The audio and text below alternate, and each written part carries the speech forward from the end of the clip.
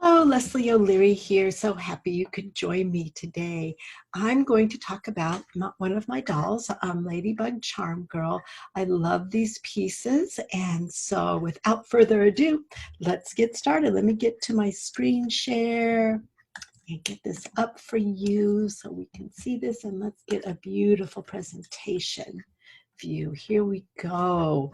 So welcome. Let's go ahead and walk on in. LadyBug Charm Girl.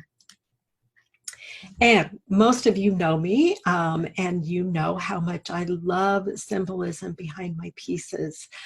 For me, I think it really helps me build a strong foundation in creating my piece. And then I also feel like for you, it gives you another layer into what my pieces are about. So the ladybug, she symbolizes delight, happiness, and a playful spirit. She shall bring abundance of blessings. The red shield and black spots that cover her wings announce her unique and playful spirit that brings smiles wherever her heart takes her on her own journey. And here we have her here, LadyBug Charm Girl. You can see her here. She's about 18 inches tall, and she lives in a happy home. And my pieces, the head is sculpted in clay, and then it's hollow so I can joint the heads upon a cloth body, which is armatured, so they're freestanding. And I use a Japanese silk that has a matte finish to it. Her entire piece actually is all silk. And let's talk about design. Let me move myself out of the way.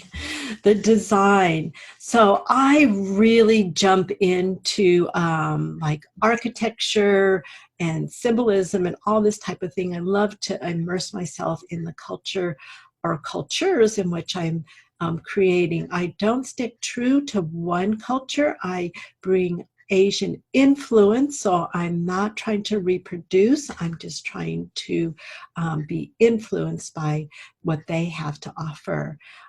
So for design, if you look at this, let me get my little pointer out for you. If you look at this doorway over here on the left, you can see the really nice curve in it. You can also see the beautiful curve up above. So for these charm girls, I wanted to create the flowing curve of a Chinese doorway, open to all. So you can see I repeated this here in her hat and in the bottom of her jacket. The curve of the hat framing the face and repeating in the jacket, framing the skirt as each holds this curved shape. I also like to repeat my design a lot in my pieces. I feel like it really helps the viewer start at the top and move their way down the piece. Let's talk about color here.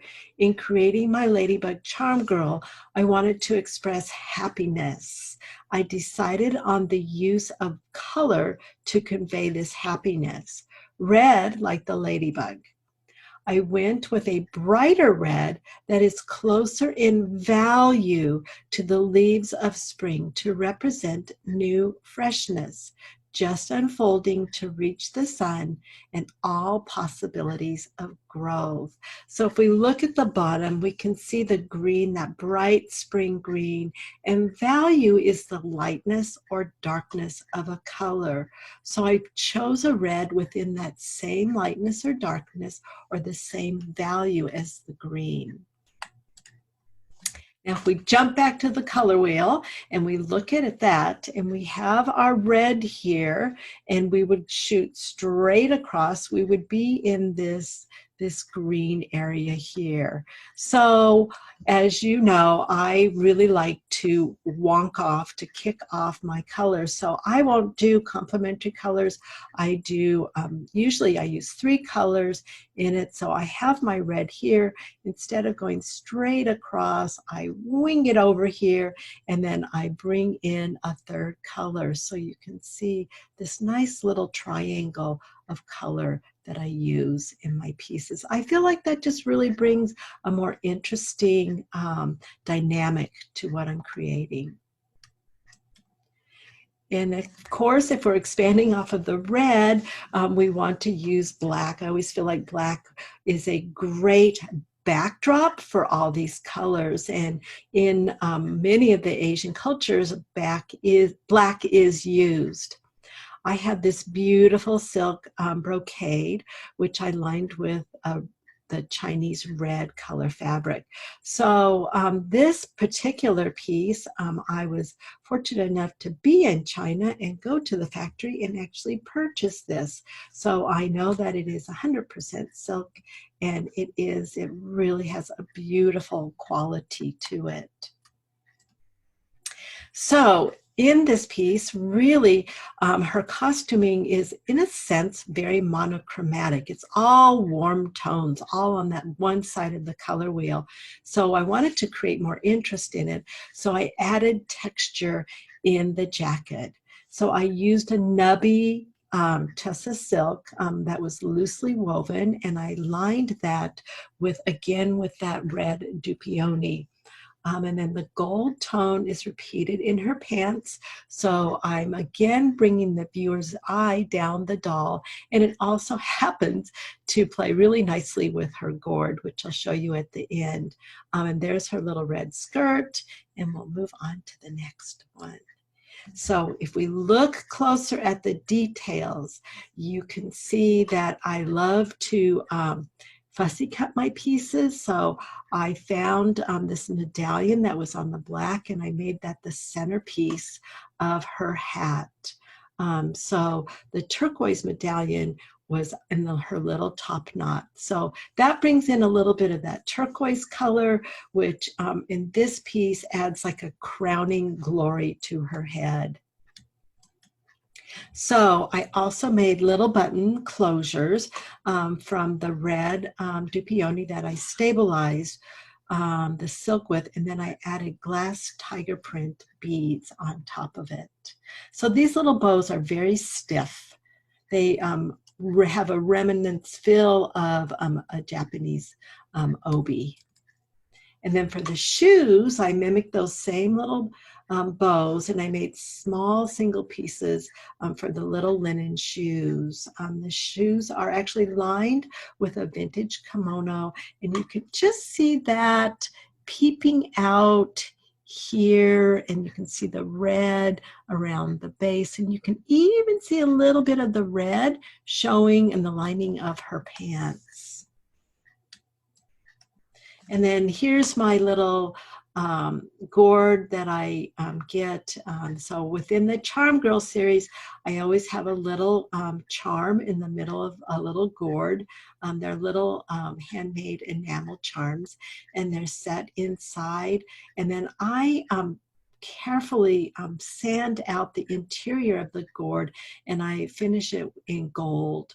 And then I put a high gloss lacquer over the entire thing, interior and exterior of the gourd. I don't sand the exterior of the gourd, and the reason being is I love the natural patina and earthiness of the gourd, and so I just end up sealing it to hold in all that earthiness of it. And then to finish the top off, I use linen threads that are placed around the edging. And then bringing this all together, if we look at the design, so with the curves and the hats, and in both of those, just kind of swooping down, we need a little bit of balance on the whole doll. So if you look, the top knot is a circular, let me take my little pointer here, the top knot is a circular design. The gourd is a circular design, but then the little bows read as an X, and then, I'm sorry, as a square, and again down at her shoes. I feel like this really gives a balance to the overall piece.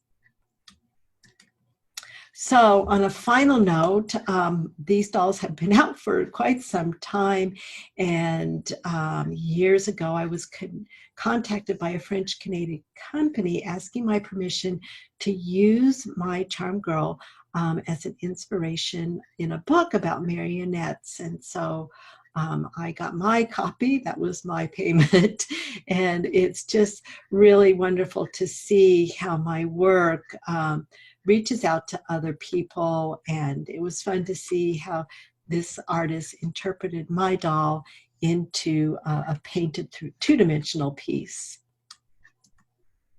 So in review, you guys, we are looking at design, color and texture, details, and how we bring it all together. So as you move toward a dream, the dream moves towards you. That's one of my favorite sayings. So get out there and create beautiful things. Thank you guys so much for enjoying and coming and watching the slideshow. I just want to say thanks for being here, and we will talk soon. And yay for us, we're doing so well. Bye-bye for now.